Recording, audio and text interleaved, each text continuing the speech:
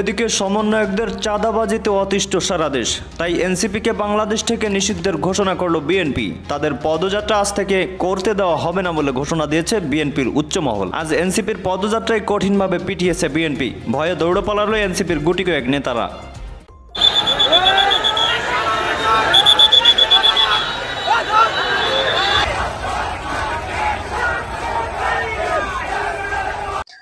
আসসালামু আলাইকুম প্রিয় দর্শক শ্রোতা, নতুন একটা ভিডিওতে জানাচ্ছি স্বাগত। আমি মাত্র পাওয়া তাজা এবং গরম খবর। আজকের এই ভিডিওটি কেমন হবে, কতটা গুরুত্বপূর্ণ, কতটা চাঞ্চল্যকর, ইতিমধ্যে আপনারা ভিডিওর অংশ বিশেষ এবং শিরোনাম দেখে বুঝেই গেছেন কেমন হবে আজকের এই ভিডিওটি।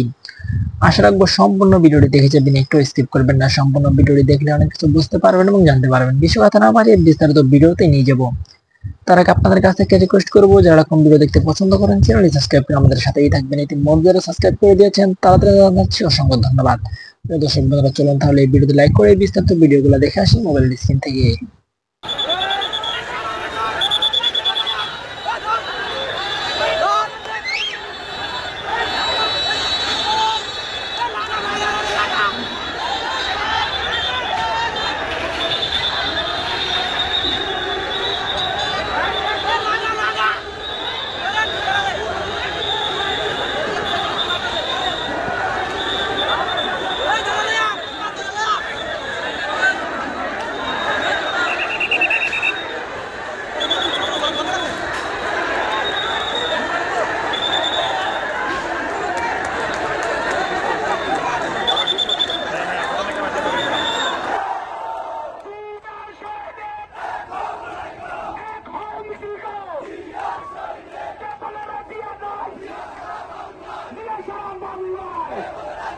ছাত্র থেকে এক লাফে অন্তর্বর্তী সরকারের প্রভাবশালী উপদেষ্টা বনে যান আসিফ মাহমুদ সজীব ভুঁইয়া। চেয়ারে বসার দিনই পুরো দেশকে ঢেলে সাজানোর ঘোষণা দিয়ে সবাইকে তাক লাগিয়ে দেন। তবে প্রায় এক বছরে দেশ না সাজলেও সপরিবারে সেজে গুজে ফুলে ফেঁপে উঠেছেন আসিফ। এক বছর আগেও যিনি জীর্ণ পোশাকে ছিলেন মিছিলের সারিতে, তিনি এখন হয়ে উঠেছেন ব্র্যান্ডেড ফ্যাশন আইকন। নিজ এলাকায় আসিফের পরিবারের দাপট এতটাই যে ভয়ে তটস্থ স্থানীয় বিএনপি নেতারাও। স্থানীয় সরকার উপদেষ্টার চাচাতো ভাইয়ের মামলায় কারাগারে গেছেন কুমিল্লার মুরাদনগর বিএনপি ও সহযোগী সংগঠনের 13 নেতাকর্মী। অন্যদিকে 5 আগস্টের পর থেকে মুরাদনগর কাঁপছে আসিফ মাহমুদের বাবা বিল্লাল হোসেনের দাপটে। একই পরিবারের 3 সদস্যকে হত্যা সহ এলাকায় দখল সন্ত্রাসের ঘটনায় নতুন করে সামনে এসেছে বিল্লাল হোসেনের নাম। প্রশ্ন হলো, দেশকে বদলে দেওয়ার কথা বলে আসিফ মাহমুদ এখন নতুন বন্দোবস্ত কায়েম করলেন। পুরো দেশে শান্তি প্রতিষ্ঠা করা দূরের কথা, তার পরিবারের দাপটে কেন কাঁপছে মুরাদনগরের মতো একটি উপজেলা? একের পর এক বিতর্কের ঝড় তুলেও কিভাবে দুর্দণ্ড প্রতাপে চেয়ার ধরে রেখেছেন তিনি? এই দায় কি শুধু আসিফের, নাকি সরকার প্রধান হিসেবে ডক্টর মোহাম্মদ ইউনূসেরও? বিস্তারিত জানতে চলুন যাওয়া যাক বিশ্লেষণে।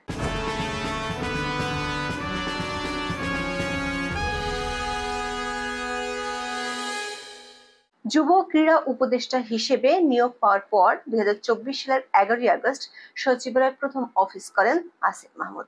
চেয়ারে বসে বড় গলায় তিনি সাংবাদিকদের বলেছিলেন পুরো দেশকে ঢেলে সাজাতে চান। দাবি করেছিলেন অন্তর্বর্তীকালীন সরকার অধীনে এমন একটি সিস্টেম তৈরি করে দিতে চান যাতে যে ব্যক্তি আসুক সে সিস্টেম ফলো করবেন, তাতে আর কখনোই দুর্নীতি অনিয়ম এসব ফিরিয়ে আসবে না। দর্শক, 16 আগস্ট শ্রম ও কর্মসংস্থান মন্ত্রণালয়ের উপদেষ্টার দায়িত্ব পান আসিফ মাহমুদ। ওই মন্ত্রণালয় তার হাতে ছিল 10 নভেম্বর পর্যন্ত। দায়িত্ব পুনর্বন্টনের পর 10 নভেম্বর তিনি হয়ে যান স্থানীয় সরকার, পল্লী উন্নয়ন ও সমবায় মন্ত্রণালয়ের উপদেষ্টা। একই সঙ্গে আছেন যুব ও ক্রীড়া উপদেষ্টার দায়িত্বেও। ছাত্র থেকে রাতারাতি সরকার উপদেষ্টা বনে যাওয়া আসিফ মাহমুদের প্রভাব ও দৌরত্ব বাড়তে সময় লাগেনি। কেবল তিনি নন, পরিবারের সদস্যদের বিরুদ্ধেও নিয়মিত বিরোধিতা আসছে গুরুতর বহু অভিযোগ। তার বাবার দাপটে ত্রাসের রাজত্ব কায়েম হয়েছে কুমিল্লার মুরাদনগরে। ক্ষমতার চেয়ারে বসার প্রথম দিন দুর্নীতির সিস্টেম বদলে দেওয়ার ঘোষণা দেয়া আসিফের হেলিকপ্টারে চড়ে কম্বল বিতরণের বিলাস ব্যাপক সমালোচনার জন্ম দেয় 4 মাসের মধ্যে। রাতারাতি তিনি পরিচিতি পান হেলিকপ্টার উপদেষ্টা হিসেবে। ডিসেম্বরে উত্তরবঙ্গে 200 টাকা দামের কম্বল বিতরণের নামে মাত্র 6 দিনে 28 বার হেলিকপ্টারে চড়ার রেকর্ড করেন তিনি। সরকারের পক্ষ থেকে সে সময় অবশ্য ব্যাখ্যা দিয়ে বলা হয়, উপদেষ্টা মহোদয় কম সময়ের মধ্যে সর্বোচ্চ পরিমাণ উপজেলায় জনসাধারণের কথা শুনতে চেয়েছেন, তাই তার জন্য এমন হেলিকপ্টার বিলাসের আয়োজন করতে হয়েছিল। দর্শক, হেলিকপ্টার বিলাস নিয়ে সারা দেশে সমালোচনার ঝড় ওঠার ঠিক একদিন আগেই দুর্নীতির বিরুদ্ধে জিহাদের ডাক দিয়েছিলেন আসিফ। দিনাজপুরে 25শে ডিসেম্বর এক সমাবেশে তিনি সবাইকে আল্লাহর ওয়াস্তে দুর্নীতি, চাঁদাবাজি ও দখলদারিত্ব থেকে দূরে থাকার আহ্বান জানিয়েছিলেন। অথচ তার মন্ত্রণালয় ঘিরেই দুর্নীতির অভিযোগ সবচেয়ে বেশি। বিভিন্ন সময় হাঁকডাক দিয়ে নাটক সাজানো আসিফ মাহমুদ নিজের জালেই ফেঁসে যান গত এপ্রিলে। ঘুষ, দুর্নীতি ও অনিয়ম সম্পর্কিত অভিযোগ ও পরামর্শ দেওয়ার আহ্বান জানিয়ে তিনি নাগরিকদের ইমেল পাঠানোর অনুরোধ জানিয়েছিলেন। এরপর 11 এপ্রিল পর্যন্ত মোট 909টি ইমেল পান আসিফ। এর মধ্যে বেশিরভাগ ইমেলে অভিযোগ আসে স্থানীয় সরকার মন্ত্রণালয়ের বিরুদ্ধে, যে মন্ত্রণালয়ের দায়িত্বে আছেন আসিফ মাহমুদ সজীব ভুঁইয়া। দর্শক, শুধু ইমেলে অভিযোগ নয়, গত 1 বছরে আসিফের কথা ও কাজের মধ্যে ফারাকের বহু ঘটনা দেখা গেছে। গত বছরের 17 নভেম্বর প্রকল্প বাস্তবায়নের ক্ষেত্রে সব ধরনের দুর্নীতি ও স্বজনপ্রীতি বন্ধ করতে কর্মকর্তাদের নির্দেশ দেন স্থানীয় সরকার উপদেষ্টা। এর 5 মাস পরেই খবর বের হয় কুমিল্লা এলজিইডির ঠিকাদারি লাইসেন্স নিয়েছেন আসিফের বাবা বিল্লাল হোসেন। বিষয়টি নিয়ে আলোচনা সমালোচনার মুখে বাতিল করা হয় সেই লাইসেন্স। আর উপদেষ্টা আসিফ বিবিসির কাছে দাবি করেন তার বাবা সরল বিশ্বাসে ভুল করেছেন। ঘটনার জন্য সামাজিক মাধ্যমে ক্ষমাও চান আসিফ। তবে বাস্তবতা হলো, বিতর্কের মুখে লাইসেন্স বাতিল করা হলেও এলাকায় প্রতাপ কমেনি আসিফের পরিবারের। ব্যাপক দুর্নীতির অভিযোগে তার নিজ এলাকাতেই নিয়মিত চলছে বিক্ষোভ সমাবেশ।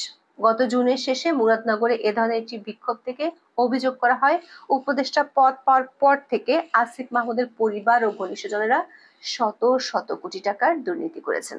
অন্যদিকে আসিফের পিএস মোয়াজ্জেম হোসেনের বিরুদ্ধেও দুর্নীতির মাধ্যমে প্রায় 400 কোটি টাকা আয়ের অভিযোগ ওঠে। মোয়াজ্জেমকে পরে অব্যাহতি দেওয়া হলেও তার বিরুদ্ধে তদন্ত চলছে দুদকে। তার বিদেশে যাওয়ার নিষেধাজ্ঞা এবং এনআইডি ব্যবহার বন্ধে নিষেধাজ্ঞাও দেওয়া হয়েছে। দর্শক, দুর্নীতির বিরুদ্ধে জিহাদের ঘোষণা দেয়া আসিফ মাহমুদের পরিবার থেকে শুরু করে ঘনিষ্ঠ কর্মকর্তাদের বিরুদ্ধে এভাবেই ধারাবাহিকভাবে উঠছে দুর্নীতির অভিযোগ। এর মধ্যে বাংলাভিশন টেলিভিশনের একটি অনুসন্ধানে এসেছে ভয়ঙ্কর আরো কিছু তথ্য। এতে দেখা গেছে আসিফের বাবা শুধু দুর্নীতি দখলের সঙ্গেই জড়িত নন, হত্যা, নির্যাতনের মতো গুরুতর অনেক অপরাধের সঙ্গেও রয়েছে সংশ্লিষ্টতা। বিল্লাল হোসেনের বিরুদ্ধে ভয়ভীতি ও হুমকি দিয়ে মানুষকে এলাকা ছাড়া করার প্রমাণও তুলে ধরা হয় প্রতিবেদনে। বাংলাভিশনের অনুসন্ধানে উল্লেখ করা হয়, কুমিল্লার মুরাদনগর উপজেলার বাঙ্গারা বাজারের কড়াইবাড়িতে ৩রা জুলাই কুপিয়ে ও পাথর দিয়ে থেতলিয়ে হত্যা করা হয় রুবি আক্তার নামের এক নারী ও তার ছেলে রাসেল এবং মেয়ে জোনাকিকে।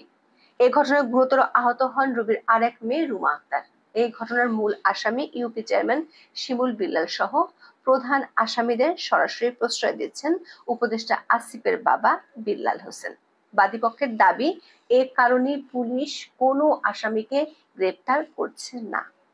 দর্শক, প্রতিবেদনে ক্ষমতার পট পরিবর্তনের 1.5 মাসের মধ্যে মুরাদনগরে আসিফের বাবার দৌরত্বের ভয়ঙ্কর একটি ঘটনা তুলে ধরা হয়েছে। 2024 সালের 17 সেপ্টেম্বর স্থানীয় আকুবপুর ইয়াকুব আলী ভুইয়া পাবলিক উচ্চ বিদ্যালয়ের ভারপ্রাপ্ত প্রধান শিক্ষক শিখা রানীকে মবের মাধ্যমে অপসারণের নেতৃত্ব দেন আসিফের বাবা। শিখা রানীকে নির্যাতনের ঘটনা সে সময় ছড়িয়ে পড়েছিল সামাজিক যোগাযোগ মাধ্যমে। এরপর নিজেই প্রধান শিক্ষকের চেয়ার দখল করেন বিল্লাল হোসেন। বাংলাভিশনকে শিখা রানী সেদিনের ভয়াবহ ঘটনার বর্ণনা দিয়েছেন। বলেন, ওই দিন তাকে স্কুলের একটি কক্ষে আটকে রেখে প্রথমে পদত্যাগের জন্য চাপ দেওয়া হয়। রাজি না হলে এক পর্যায়ে তার উপর নেমে আসে অমানবিক নির্যাতন। 6 ঘন্টারও বেশি সময় ধরে ওই কক্ষে অবরুদ্ধ করে রেখে বিবস্ত্র করেও চালানো হয় নির্যাতন। পরে তাকে স্কুল থেকে বের করিয়ে গ্রামের প্রধান সড়কগুলোতে ঘোরানো হয়। এর ভিডিও ধারণ করে ছড়িয়ে দেওয়া হয় সামাজিক যোগাযোগ মাধ্যমে। সেই ভিডিওতে শিখা রানীকে হেনস্থাকারীদের দলে উপদেষ্টা আসিফ মাহমুদের বাবাকে দেখা যায়। দর্শক, ওই স্কুলের টাকা আত্মসাতের অভিযোগে আসিফের বাবা বিলাল হোসেনকে 2014 সালে বরখাস্ত করা হয়। এরপর ভারপ্রাপ্ত প্রধান শিক্ষক করা হয় শিখা রানীকে। এই ঘটনার প্রতিশোধ নেওয়া হয় আসিফ মাহমুদ উপদেষ্টা হওয়ার। শেখ হাসিনা এমন একজন ব্যক্তি যিনি আপনার এর আগে 111-এর সময় আমরা দেখেছি যে তিনি দিল্লিতে অবস্থান করাকালীন সময়ে তাকে সর্বাত্মকভাবে নিবৃত্ত করার চেষ্টা করা হয়েছে দেশে ফিরে আসার ক্ষেত্রে। তিনি সকল ভুকুরি উপেক্ষা করে তিনি কিন্তু ঠিকই সাহস করে চলে এসেছিলেন ঢাকায়। তো এই বিশেষ পরিস্থিতিতে মহামান্য রাষ্ট্রপতি যেহেতু একমাত্র বৈধ authority in the whole system, তিনি সুমোটো, যেমন কোর্ট যেমন সুমোটো অনেক সিদ্ধান্ত নিতে পারেন, সেরকম ভাবে তিনি হয়তো একটা ইমার্জেন্সি গভর্নমেন্ট আপনার সংস্থাপন করতে পারেন, এবং এটি আইনসম্মত, বিধিবিধান সম্মত এবং আমাদের কনস্টিটিউশনাল ফ্রেমওয়ার্কের মধ্যে এটি যায়। এদিকে আমাদের বিচার বিভাগকে কোন ধরনের সুপারিশ দিতে হবে অথবা রেফারেন্স দিতে হবে? ডেফিনেটলি না, এটি দেওয়ার প্রয়োজন অনুভব করেছিলেন যারা এই দ্বিতীয় অন্তর্বর্তী সরকার গঠন করেছিলেন। কারণ আপনার এখানে এক ধরনের যেটা শোনা যায় যে ধাপ্পাবাজির আশ্রয় নেওয়া হয়েছে।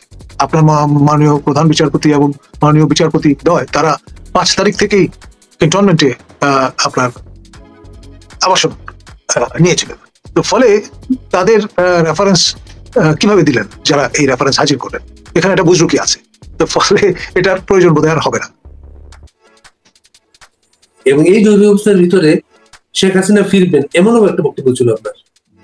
আমি অবাক হব না, কারণ হচ্ছে এই যে শেখ হাসিনা এমন একজন ব্যক্তি যিনি আপনার এর আগে 111-এর সময় আমরা দেখেছি যে তিনি দিল্লিতে অবস্থান করাকালীন সময়ে তাকে সর্বাত্মকভাবে নিবৃত্ত করার চেষ্টা করা হয়েছে দেশে ফিরে আসার ক্ষেত্রে। তিনি সকল ভুকুরি উপেক্ষা করে তিনি কিন্তু ঠিকই সাহস করে চলে এসেছিলেন ঢাকায়, এবং এই ঘটনার পুনরাবৃত্তি দ্বিতীয়বারও ঘটলে আমি অবাক হব না। এবং তিনি যদি আসেন সেই জরুরি আপনার নতুন সরকারের আমলে, তাহলে তিনি আসবেন উইথ ডিগনিটি এন্ড অনার, এবং সম্ভবত তিনি থিত হবেন তার পিতৃভূমি গোপালগঞ্জে, এবং সেখানে আপনার অবস্থান করে she is determined to face the trial. এখন এই সরকারের আমলে তিনি হয়তো আপনার ফেয়ার ট্রায়াল আশা করেন না তার দিক থেকে। নতুনতর সরকারি ব্যবস্থায় তিনি হয়তো অনেক বেশি পরিমাণে আপনার ফেয়ারনেস আশা করেন বা করবেন। তো সেরকম পরিস্থিতিতে এই পদ্মা সেতুর কল্যাণে যোগাযোগ ব্যবস্থা উন্নত হয়ে যাওয়ায় কয়েক ঘন্টার বেশি লাগবে না তার আপনার ঢাকায় হাজিরা দিতে আদালত প্রাঙ্গণে, এবং যথারীতি তার যে রিকোয়ারমেন্ট সেটি ফুলফিল করে তিনি আবারও চলে যেতে পারবেন, এবং সেখানে তিনি নিজ বাসভূমে আপনার with dignity and honour and security তিনি সেখানে মোতায়েন থাকতে পারবেন। এবং এই ট্রায়াল লেন্দি হবে ন্যাচারালি, সেই কারণে সহসা নির্বাচন আমি চোখে দেখি না। প্রফেসর ইউনূসের যেই আপনার অ্যারেঞ্জমেন্ট সেটিরই এক্সটেনশন হবে হয়তো সেটি, এবং আপনার এই পুরো টেনিয়র যেটি শেখ হাসিনার অবশিষ্ট টেনিয়র সেটি শেষ হতে হতে আপনার হয়তো বিচার কার্য একটা জায়গায় গিয়ে উপনীত হবে, এবং তার ফলে আমরা আশা করতে পারি যে 2029-এর পরে হয়তো ত্রয়োদশ সংসদ নির্বাচনের ময়দানটা সমতল হবে। বাইদের এই অবৈধ অস্ত্র যেগুলো রং পজিশনে আছে সেগুলো আপনার উদ্ধার করা হয়তো বাইদের সম্ভব হবে, এবং জঙ্গি যারা তাদেরকে আপনার পুনরায় আপনার আটক এবং ফটক পার করা যাবে। আর এই যে ধরুন অভিজিৎ হত্যাকাণ্ডের আসামি তাকে এই জামিন দিয়ে দেওয়ার মতো ঘটনা ঘটেছে, এই বিষয়গুলো তখন হয়তো অনায়াসে আপনার কার্যকর করা সম্ভব হবে বলে মনে করি। আপনি কিন্তু নতুন একটা আলোচনার সূত্রপাত করলেন। আপনার সূত্রপাতটা এই যে শেখ হাসিনা আসবেন, শেখ হাসিনা আসা মানে তো তাকে আইনের কাছে সমর্পণ করা। সেটা তিনি কি জেলখানা বলছেন এটা, যেটা গোপালগঞ্জে বা টুঙ্গিপাড়ায়? দেখুন, জীবনের দুটি মুহূর্ত এক নয়। 111-এর সময় তিনি এবং তার যে কাউন্টারপার্ট মাননীয় সাবেক প্রধানমন্ত্রী খালেদা জিয়া দুজনেই দুটি সাব জেলে অবস্থানরত ছিলেন, এবং সেই সাব জেল রচনা করা হয়েছিল আমাদের সংসদ ভবন প্রেমিসিসে। তো সেটি হয়তো নতুন তর অবয়ব নেবে। তিনি নিরাপত্তাজনিত কারণে যে কারণে দিল্লিতে অবস্থানকালীন সময় যে কোনো জায়গায় যাচ্ছেন না, ঠিক সেরকম ভাবেই আপনার গোপালগঞ্জে তার যেই স্থায়ী ঠিকানা সেখানে তিনি অবস্থান করবেন। খুব বেশি ভেঞ্চার আউট করবেন না এখানে ওখানে, এবং মনোযোগের সঙ্গে তিনি তার বিচার যে প্রক্রিয়া সেটিতে মনোযোগী হবেন। এই গ্যারান্টিটা কে দেবে তাকে, এই নিশ্চয়তা, এই নিরাপত্তা? এই নিশ্চয়তা ডেফিনেটলি নতুন যে সরকারটি গঠিত হতে চলেছে বলে মনে করা হচ্ছে, ইমার্জেন্সি গভর্নমেন্ট, সেটি আপনার প্রদান করবে। ইন্টারন্যাশনাল কমিউনিটি সেটির গ্যারান্টর হবে, এটাও নিশ্চিত করে বলা যায়। একটা প্রচার আছে, কোন একটা দিক থেকে এমন একটা আলোচনা হয়েছিল তিনি আসবেন এবং তাকে একটা সিকিউর একটা প্লেস দেওয়া হবে, সেটা ঢাকাতে নিশ্চয়তা দেওয়া হয় নাই, সেটা দেওয়া হয়েছে গোপালগঞ্জে। এটা কি সেই আলোচনা? সম্ভবত, কারণ এটা সকল দিক থেকে আপনার সম্মানজনক এবং নিরাপদ বলে তিনি মনে করেন, এমনটি জানা গেছে। যেখানে নিয়ন্ত্রণটা বলা হচ্ছে একটা জঙ্গি রাষ্ট্রের। এই যে আজকে মনে করেন ফারাবির মতো একটা মানুষকে জামিন দেওয়া হয়েছে, এর আগে যত জঙ্গি ছেড়ে দেওয়া হয়েছে, এটা কি কোনো নিরাপত্তা গ্যারান্টি কি সম্ভব তার পক্ষে দেয় এই অবস্থায়? বর্তমান ব্যবস্থায় হয়তো অসম্ভব, কিন্তু পরিবর্তিত পরিস্থিতিতে তুলনামূলকভাবে নিউট্রাল একটা গভর্নমেন্টের যখন স্থিতি ঘটবে তখন হয়তো সেটি সম্ভবপর হবে। আপনি খেয়াল করে দেখেন, মার্কিন স্টেট ডিপার্টমেন্ট $5 মিলিয়ন বাউন্টি ঘোষণা করেছিল অভিজিৎ হত্যাকারীদের, যারা ধরে দিতে পারবেন তাদের। এখন সন্দেহভাজন এরকম ব্যক্তিদের যদি আপনি ছেড়ে দেন, তার মানে কি আপনি এক ধরনের নেগেটিভ সেন্সে অ্যাফার্মেটিভ অ্যাকশন ধর্মী আপনার উদ্যোগ নিচ্ছেন, যেটি জঙ্গি তৎপরতাকে উৎসাহিত করবে এবং এই ধারণা দেবে যে আপনি জঙ্গিপনা করলেও you can get away with that. এবং মার্কিন স্টেট ডিপার্টমেন্ট 5 মিলিয়ন কেন 15 মিলিয়ন বা 50 মিলিয়ন আপনার বাউন্টিও ঘোষণা করুক না কেন, তাতে কিছু যায় আসে না। জঙ্গিদের জন্য সারা জাহান হামারা। যেখানে আওয়ামী লীগের কার্যক্রম নিষিদ্ধ, যেখানে আওয়ামী লীগের নিবন্ধন বাতিল হয়েছে, সেখানে মার্কিন চার্জ অ্যাফেয়ার্স প্রধান উপদেষ্টার সাথে দেখা করার পরে প্রচারণা এসেছে, ওনারা সবাইকে নিয়ে ইলেকশনের কথা বলছেন। আপনার যেটাকে বলছি আমরা inclusive election. Inclusive election is a must, এই কারণে যে 14, 18 এবং 24 নির্বাচনকে আমরা যে কারণে বড় বড় প্রশ্নবোধক চিহ্ন হাজির করে বিবেচনায় লিপ্ত হই, একই রকম অবস্থা দাঁড়াবে যদি আপনার দেশের অর্ধেক ইলেকটোরেটকে যারা রিপ্রেজেন্ট করেন, আওয়ামী লীগ, জাতীয় পার্টি এবং 14 দল এবং তাদের মিত্ররা, তাদেরকে বাদ দিয়ে আপনি এলবা আউট করে বিবেচনার বাইরে রেখে যদি সেই নির্বাচন আয়োজন করতে যান, তাহলে জেন্ডার প্রিন্সিপাল অনুসারে সেই নির্বাচনটি হবে ত্রুটিপূর্ণ। আগের নেতৃত্বে নির্বাচনকে যদি আপনি ত্রুটিপূর্ণ বলে মনে করে থাকেন। রাষ্ট্রপতির নেতৃত্বে যদি কোনো জরুরি অবস্থা সরকার হয়, সেখানে সেনাবাহিনীর সমর্থন থাকবে এমন কোনো গ্যারান্টি আছে? ডেফিনেটলি আপনার সেনাবাহিনী তো সর্বাধিনায়ক আমাদের মহামান্য রাষ্ট্রপতি শাহাবুদ্দিন চুপ্পুর প্রতি বিশ্বস্ত, অনুগত এবং শপথবদ্ধ সংবিধানের প্রতি আপনার অনুগত থাকতে। ফলে তিনি যদি আদেশ করেন, ন্যাচারালি সেটি তাদের জন্য বাইন্ডিং হবে, এটা তো সহজেই বোঝা যায়। গোপালগঞ্জে সর্বশেষ সেনাবাহিনীর যে চেহারা দেখা গিয়েছে, এরপর কি আওয়ামী লীগ এখানে আস্থা রাখতে পারে? এখন ধরুন সেই সময়ে নিশ্চয়ই প্রতিরক্ষা মন্ত্রী হিসেবে আপনার প্রফেসর ইউনূস থাকবেন না, তার নিয়ন্ত্রণাধীন বিএমটি তার সুপারিশে এমনটি করে থাকতে পারে। সুতরাং যেহেতু এই ফাসাদটা হয়তো থাকবে না, সেই কারণে তাদের জন্য অ্যাড করা আরো সহজতর হবে। হঠাৎ করে কিন্তু এনসিপি নেতাদের বিরুদ্ধে নানা অভিযোগগুলা সামনে আসতে শুরু করেছে। সর্বশেষ মাহফুজের ভাইয়ের বিষয়টা নিয়ে সামনে এসেছে। আসিফ ইন্টারভিউ দিয়ে বলেছেন ইশরাক হোসেন তাকে সেখানে সামাল দিতে না পেরে তার বিরুদ্ধে অপপ্রচার করছেন। আসিফের বাবার বিরুদ্ধে অভিযোগ এসেছে, নাহিদের বাবার বিরুদ্ধে অভিযোগ এসেছে। এটা সবকিছুর কোনো যোগফল এগুলা? দেখুন, স্টেট উইদিন স্টেট অ্যাক্টর অদৃশ্যভাবেই কাজ করে। আপনার সংশ্লিষ্ট ব্যক্তিবর্গ নিশ্চয়ই অনুভব করতে সক্ষম হচ্ছেন এটা আসছে কোত্থেকে। ফলে তারা হয়তো ছেড়ে কেসে বলছেন না, কিন্তু অনুভব এবং অনুভবের মধ্যে সেটি প্রবেশ করেছে। আপনি জানেন যে New Zealand, Australia, United States of America, Canada আপনার প্রভৃতি দেশ, তারা যেভাবে অপারেট করেন সেখানে 5 আইস বলে একটা কোঅর্ডিনেশনের স্পেস আছে। আপনি যে অস্ট্রেলিয়ায় অবস্থান করছেন, অস্ট্রেলিয়ান স্টেট উইথ স্টেট অ্যাক্টরদের আপনার নলেজের বাইরে কি আপনি মনে করেন এই 6 কোটি টাকা আপনার স্থিতি পেয়েছে?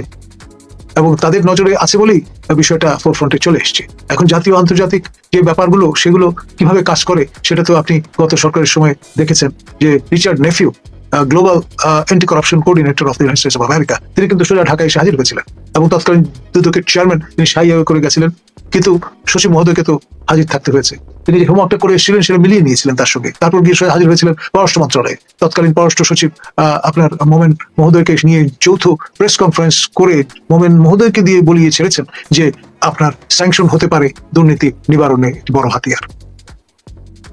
তো সেই 5 আগস্টের পরে সাবেক সরকারের বিরুদ্ধে হাজার হাজার কোটি টাকার দুর্নীতি, পাচার, অনেক কথাবার্তা আসছিল। হঠাৎ করে কোনো ফলো আপ নেই, কিন্তু এগুলোর কোনো আওয়াজ নেই। উল্টো এখনকার সরকারের দুর্নীতি নিয়ে চতুর্দিকে সরগরম একটা অবস্থা। গণেশকে উল্টে গেছে। আপনার একবারে হুট করে তো উল্টে যায় না, গ্রাজুয়ালি যায়। তো তার দ্বার প্রান্তে হয়তো বা আমরা আছি। আর আপনার দুদক যে কম্পোজিশন, যারা ইনহাউস কাজ করছেন তারা ইতিমধ্যে অনেকেই আপনার পরিচালক এবং ডিজি এই পদগুলোতে সমাসীন হচ্ছেন। এটা নতুনতর একটা আপনার আমি বলবো তাদের জন্য অভিঘাত। এবং আপনার যে 3 জনকে নিয়ে কমিশন নতুন করে গঠিত হয়েছে, চেয়ারম্যান তিনি একজন সুলেখক এবং আপনার সাবেক সিনিয়র সচিব, তিনি ইস্তফা দিয়ে এই চুক্তিভিত্তিতে এই দায়িত্ব নিয়েছেন। আবার সঙ্গে একজন 1 স্টার সাবেক জেনারেলও আছেন, সঙ্গে জুডিশিয়াল ব্যাকগ্রাউন্ডের একজন জনকীর্তকও আছেন। এই 3 জনের যে কমিশন, তা রীতিমতো রিসিভ উইজডমের মতো সরকারের পক্ষ থেকে নানান রকম নির্দেশনা পরামর্শ পাচ্ছেন, তার উপর ভিত্তি করে অ্যাক্ট করছেন।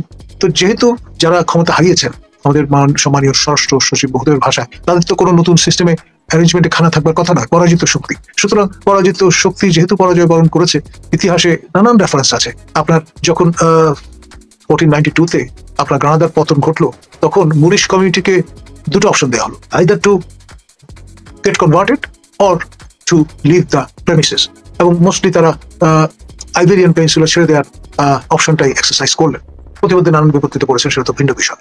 কিন্তু এখানে ব্যাপার যেটি দাঁড়াচ্ছে, আপনার এই অর্ধাংশ পপুলেশন, তাদেরকে ঢালাওভাবে আপনি দুর্নীতির তকমা যদি দিয়ে ফেলেন, তখন সমস্যা আছে। কারণ যারা নবতর উদ্যমে গভর্নিং এলিটের মর্যাদা পেয়েছেন, তারা তো তাদের অফিস ক্যাপিটাল ব্যবহার করছেন। ফলে আপনার এটা একটা উভয় সংকট, ডিলেমাটা এখানে। জুলাই সনদের কি অবস্থা আপনার চোখে? জুলাই সনদ হয়ে গেছে এখন একটা ক্যাচ 20 বিষয়। আপনার নানামুখী টানাপোড়েনের মধ্যে এটা পড়েছে। আর প্রফেসর আলী রিয়াজ, যিনি সেকেন্ড ইন কমান্ড জাতীয় ঐক্য তথ্য কমিশন, তার পারসেপশন একরকম, বুঝতে হবে তিনি মার্কিন নাগরিক। আবার যারা এখানে তরুণ তুর্কি, তাদের পারসেপশন আরেক রকম। সেখানে আবার এনসিপি আছে, বৈষম্য বিরোধীরা আছে, সব মিলিয়ে নানা টানা হেসরায় এটা এখন মানে চিরেছে একটা অবস্থা। এবং অনেকেরই ধারণা যেটা মূল স্পিরিট হারিয়ে ফেলেছে। কারণ এটা যদি তারা এটা চর্চা করতেন গত বছরের অগাস্ট মাসে, তখন লোহাটা গরম ছিল, বাড়ি দিলে এই গনগনে লাল লোহাটা শেপ নিত। এখন ঠান্ডা হয়ে গেছে, যতই আপনার হ্যামারিং করেন, এটা কিন্তু কোনো শেপ নেবে এমনটি মনে হয় না। 3 তারিখে একটা ঘোষণার ব্যাপারে একটা হুঙ্কার ছিল, সেটি কি বলবৎ আছে? সেটি আপনার এই হুঙ্কার অনেকটা ঝিমিয়ে গেছে। কারণ তাদের একটা ধারণা ছিল যে তারা এটি হাজির করবেন, সংবিধান বিলুপ্ত ঘোষণা করবেন, সেটা বোধহয় করা হয়ে উঠছে না। এবং তার ফলে তারা নিজেরাও নানা মতে বিভক্ত হয়ে পড়েছেন, এক ধরনের ব্লেম গেমের মধ্যে আছে, এটা এখন বলা যায়। যে খসড়া প্রকাশ পেয়েছে, সেটাকে আপনি কিভাবে দেখেন? আমার মনে হয় এটা একটা ক্যামোফ্লাজ। মূল যে খসড়া, সেটি 3টি দলের সঙ্গে তারা শেয়ার করেছেন। সেটি একটি হচ্ছে বিএনপি, একটি জামাত ইসলামী, আর এনসিপি। সেটি কিন্তু আমাদের কারো কাছেই নেই। 3 তারিখের আগে হয়তো এর প্রকৃত স্বরূপ বোঝা যাবে না। তারা নানান রকমের স্কিমে অভ্যস্ত, খেয়াল করে দেখেন, নানান রকমের বুলি বচন আউড়ে তারা কিন্তু তাদের ভাষায় বিপ্লবটি সফল করেছে। তো এখানে তারা আপনার কেন জেনে শুনে আপনার হ্যান্ডেল বা হাতিয়ার তুলে দিতে চাইবেন তাদের বিরুদ্ধ পক্ষের কাছে? সেই জন্যই তারা চাতুর্যের আশ্রয় নিচ্ছেন, গিমিকের আশ্রয় নিচ্ছেন। ঢাকার ফুটবল লিগে একসময় একটা আওয়াজ ছিল, ওয়ারি আইলো। ওয়ারি নামের একটা টিম ছিল, মোহামেডানকে সম্ভবত হারিয়েছিল। তারপর সেই ওয়ারি একটা সিম্বলিক একটা ডাক হয়ে দাঁড়িয়েছিল। সর্বশেষ আমরা বারবার দেখতাম যে যখনই কোনো সংকট তৈরি হয়, তখনই লোকজনকে ডেকে ভয় দেখানো হয় আওয়ামী লীগ আইলো, আওয়ামী লীগ যেগুলো চলে আসতে পারে। এখন জুলাই সনদ না জরুরি অবস্থা, কোনটা আগে আসবে বলুন? ডেফিনেটলি আপনার এখন যেটি মনে হচ্ছে, জুলাই সনদটাই প্রথমে ফোরফ্রন্টে আসবে, এবং সেটা সূত্র ধরে জরুরি সরকার।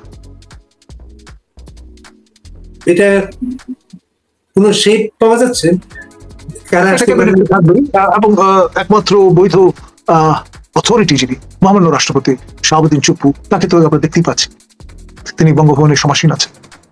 বাকিদের তিনি হ্যান্ডপিকড ভাবে মোতায়েন করবেন, এটাই সিস্টেম। এটা ব্যর্থ করার কোন উদ্যোগ দেখেন? এর আগে দুবার অ্যাটেম্প নিয়ে তারা ব্যর্থ হয়েছে, যারা ব্যর্থ করতে চান।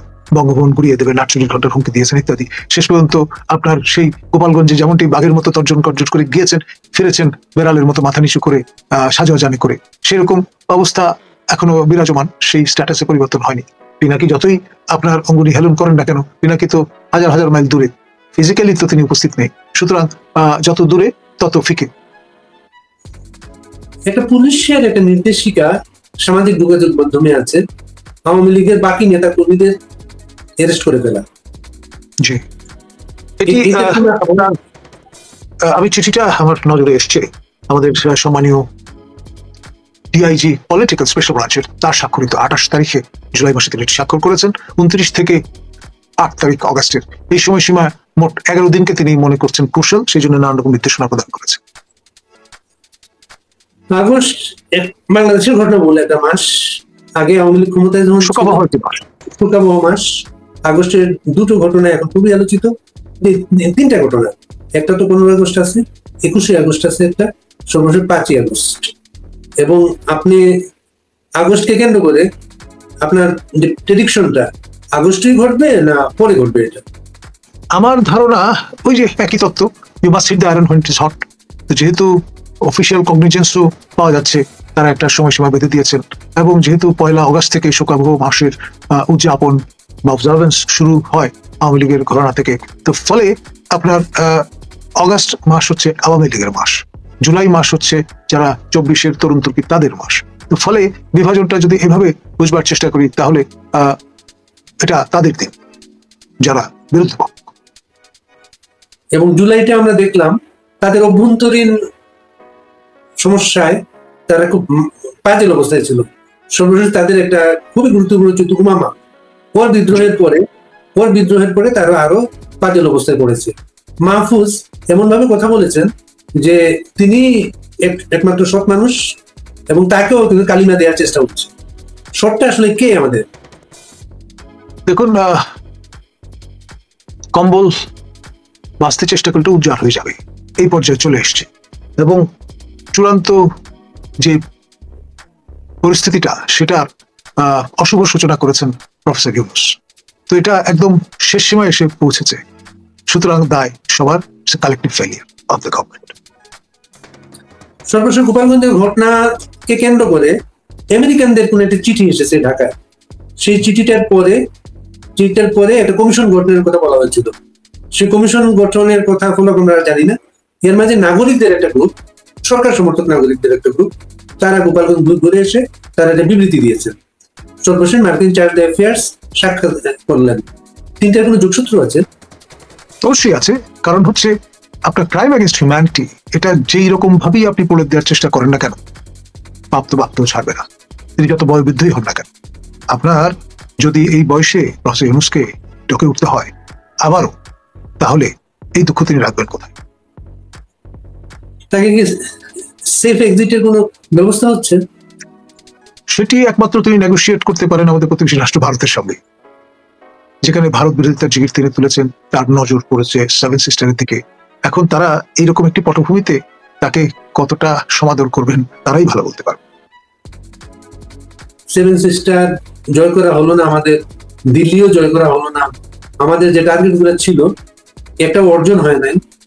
এখন এক্সিটটা পেতে আর কি করতে হবে আমাদের? দেখুন, আমরা তো আদানির পুরো পাওনা মিটিয়ে দিয়েছি। শেখ হাসিনা যে সমস্ত চুক্তি করেছেন বলে এতদিন দাবি করা হচ্ছিল, গোপন চুক্তি, একটিও তো বাতিল করার খবর আমরা পেলাম না। আপনার লম্বা লম্বা কথা বলে জায়গা মতো আপনার যেটাকে কুর্নিশ করা, সেটা কিন্তু তারা করেই চলেছেন। সুতরাং এই যে কোনো মূল্যে দোভালজির সঙ্গে খানা খেতে হবে এক পাতে, সেইটা আমরা দেখেছি আমাদের মাননীয় নিরাপত্তা উপদেষ্টা আপনার খলিল মহোদয় তাকে ব্যাংককে। সুতরাং দেখতে আর কিছু বাকি নেই। জনাব কলিমুল্লাহ, আপনার যে নির্বাচন পর্যবেক্ষণ সংগঠন জানিপক এর 30তম আজকে কোইন্সিডেন্টালি 30তম প্রতিষ্ঠা বার্ষিকী আমরা পালন করলাম। আমাদের ভলান্টিয়ার শুভানুধ্যায়ীরা ভাইরা তারা ছিলেন।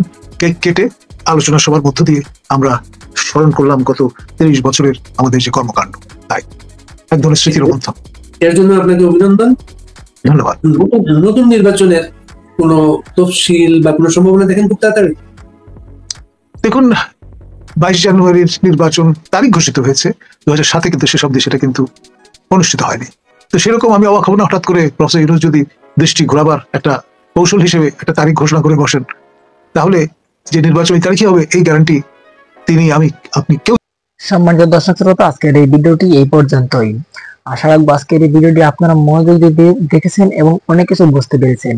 আপনারা যারা এরকম ভিডিও দেখতে পছন্দ করেন, এই চ্যানেলটি সাবস্ক্রাইব করে পাশে থাকা বেল আইকনটি বাজিয়ে রাখবেন। ইতিমধ্যে যারা সাবস্ক্রাইব করে দিয়েছেন তাদের জানাচ্ছি অসংখ্য ধন্যবাদ। সেই সাথে এই ভিডিওটি শেয়ার করে আপনাদের বন্ধুদের মাঝে ছড়িয়ে দিবেন। আজকের মতন এই পর্যন্ত, দেখা হচ্ছে পরবর্তী কোনো ভিডিও নিয়ে। সেই পর্যন্ত আপনারা সকলে ভালো থাকুন, সুস্থ থাকুন, এই চ্যানেলের সাথে থাকুন, দেখতে থাকুন এরকম নিউজ ভাইরাল ভিডিওগুলো। ধন্যবাদ।